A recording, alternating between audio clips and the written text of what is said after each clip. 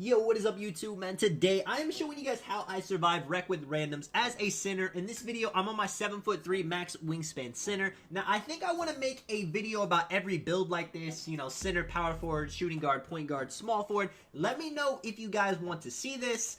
And if you guys are new, man, if you want to drop a like and subscribe, of course, I would appreciate it a ton. Now, I know a lot of people play wreck with randoms, and I like to do that. I don't like going in with a full 5 because if you just go up against a team with AIs or people that don't know what they're doing, I mean, let's be honest. Anybody can win. It doesn't matter how good you are at that point. If you got communication in the party, you should definitely win against any other team of randoms. In this video, my team, you know, we don't know each other. We're full 5 randoms. Everyone kind of came in separately, so I know nobody went in together. And the other team, it's the same situation. Now, on paper, we actually look like a bit of the better team. We have higher season levels, and I think that's pretty much it. You know, the overalls, I think we're pretty even. That's one big thing about playing wreck with randoms. You know, the first thing that comes to mind, you can't really judge somebody based off their level, based off their build name, because you're gonna need them to win. If you don't pass somebody the ball because you think they're trash, they might start throwing the game, and it's very hard to win a game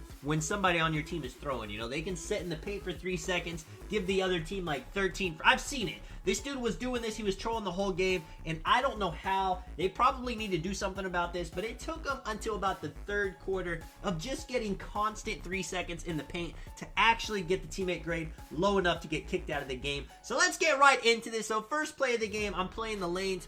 People are gonna make bad passes. Right here, my teammate, he takes a bad shot. That's going to happen. The thing you gotta know about wreck with randoms is you're probably not gonna have a perfect experience. In this game right here, it is by no chance a perfect experience. Some of the other team's defenders are taking bad shots. My team's taking bad shots. People are out of position. You just gotta do your job to help you win. I'm a 7'3" center. I can't shoot on this build. You'll see me do that a bit in this video, but my main job is to play interior defense and get rebounds. I know my team is going to need that to win, and I kind of noticed first play of the game, that's either my power forward or small forward. He looks like he likes playing on the inside, so when he gets the ball, I'm going to do my best to kind of stay out of his way, give him some space. On offense, I'm always setting screens. I could leave some of my guys to ISO, but, I mean, there's no point in that. He drives in right here, gets swatted, you know. It happens to the best of us. Again, I'm not, you know, I don't care about that. I'm not going to not pass him the ball because he got blocked. I want this guy to do his thing, what he can do on offense. If he wants to drive to the paint, I definitely want him to do it right here. This guy gets the ball, takes a great shot. I'm there for the board, though, like I said. Really, as a center, when you come into wreck, it doesn't matter if you can shoot or not. Yes, it'll help you space the floor, but for the most part, your team is going to need you to play interior defense, get big boy rebounds like that. My team is always out on the break. I'm trying to get as many fast break points as I can, because I've played with some really bad players. You know, it wasn't their fault. They were doing their best, but at half-court offense, it just wasn't really doing the trick. But what they could do, and what they usually do, is they are out on the fast break, man. If I can get rebounds, I can get them some easy dunks. Maybe that'll get them takeover. And when, you know, when somebody has takeover, even if they're not the greatest player in the world, they can usually do something on the court with it. Starting off, you know, I got 2 points, 2 rebounds, not doing too much. My guy right here, set him a big body. He hits a white. That is huge. 7-7, looking like a close game. Now, another thing I will run into quite a bit, my teammates are getting beat back down the court. I'm trying to just kind of flash out scared defenders, not give up an open 3. If they end up getting up an open dunk, you know, that's better than an open 3 shot. But at the end of the day, I gotta make them take at least a sort of tough shot. I don't want nothing to be free. I don't care if it's 2 or 3. It can't be free. I gotta show some kind of presence. And right here, this is what I'm talking about, man. I get a big board right there. Dude goes to the corner, shoots it open, but it's a late. I'm able to get my guy on the fast break. A lot of the games I win playing with randoms, we get a lot of fast break points. Honestly, I think that is the most important thing about playing center in the wreck. And your teammates, they're gonna love you. You know, they may be mad at everybody else on the team, but if you're getting fast break buckets for them, they will like you. Again, I'm in the paint, I'm in position.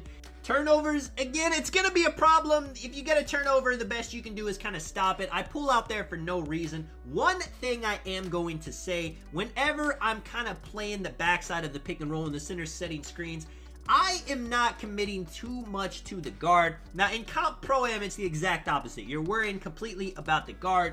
But in Rec, I just got to trust that my defenders, can hold their own a bit, because if I just give up free boards, the chances are nobody else on the team is going to be able to get those. They're going to be out on the fast break, and whenever the other team gets the offensive board, it's probably an open three anyway. I'm in the paint right here. Little drop step, go for the dunk, making a highlight play. I was trying to do that to hype the team up. Unfortunately, it does not work out, but that's fine. We are back on defense. So far, I don't have a teammate trying to throw the game. We don't have an AI. Honestly, if you're playing with an AI with randoms, the other team has a full 5, it's really tough to work with because they can just completely ignore the AI. Yes, the AI can hit a couple shots, get some offensive rebounds, but it's just going to be tough, so you just got to play really smart in those situations. If you're, if you have an AI or you have somebody trying to throw the game and you're going up against a full 5, now I'm not going to lie to you guys, I have won some of those games, but, 80-70% of the time, it's just not going to be possible. You can come out here and drop 30 and 30 as a center. If you don't get any help from your teammates, there's only so much you can do, so you just can't let that get you depressed. I know a lot of people, they want to pull their hair out when they're playing with the randoms, but you just got to take it as it is. You came in here, you're doing this to yourself. Hey, man, all you can do is help the team win and have a fun time right here. The point guard dotting, actually, I think that was like the shooting guard darting the point guard. I'm in the paint blocking that, showing the paint presence, man. Again, that is the most important thing as a center. You have to be a man in the paint, getting rebounds, getting blocks. Look, he's playing. I feel like when you're playing good as a center too, getting blocks, getting rebounds, your teammates feed off that a little bit. Look, this guy shoots a shot while cold within a, real play percentage jump shooting on, and he makes it. If that's not feeding off what I'm doing, then I don't know what is. Now, we're starting to run away with it, and this is another big thing that I like to do when playing with randoms. If we can get a lead, I want to keep that momentum going, because if people start messing around, a 20-point lead can turn into a 20-point deficit so quick. And when you're the team that's in the lead and you start blowing the lead and the other team's making the comeback, they will be quick to give up on the game, man. I don't want to talk down on rec randoms, but I think, just a lot of people, when they played so many rec with random games, right here, we get beat down the court. Probably my fault. I should have been more back. But a lot of people, they've just played so many games, they've seen it happen so many times that they don't want to waste their energy when things get bad. So I love to keep the game looking good right here. My guy hits me to the pop. Great pass, great play. That's not going to happen a lot. As the center, I don't expect to set up a nice pick and pop most of the time. Whenever I get him, I'm happy. But if I don't really get the ball the whole game, if I'm scoring all my buckets off offensive rebounds and just, wide open paint cuts, then I will take it. I'm not greedy. I think the only position you can be where you can be greedy for points is a point guard. Any other position, if you're shooting guard, you're small forward, you might not get that many shots. Fast breaks is definitely your best bet.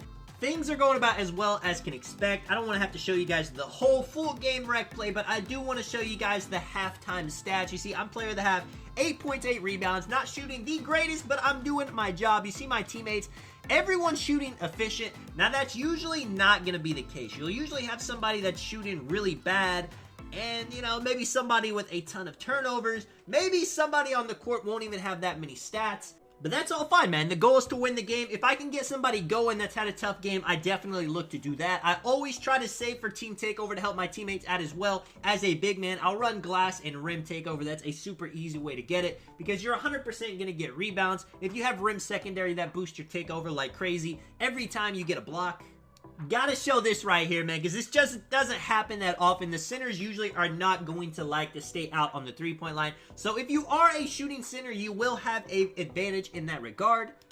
And that's ball game, man. You see, I had 15 and 11, and we ended up winning by 18. Again, I'm just trying to get boards, hitting people on the fast break. They're getting their easy buckets. Everybody is having a good time. That is the most ideal situation for playing rec with randoms. Now, is this going to happen every single time? Absolutely not, but it is what you should strive for, and it is possible when playing with randoms. That's why I wanted to show this game specifically. Let me know if you guys have any questions in the comments about playing center in the rec, best build that you should have, anything like that, I will answer. And that's pretty much it, man. If you guys enjoyed the video, make sure to let me know. This is Tonic. I will catch you guys in the next one. I'm out. Peace.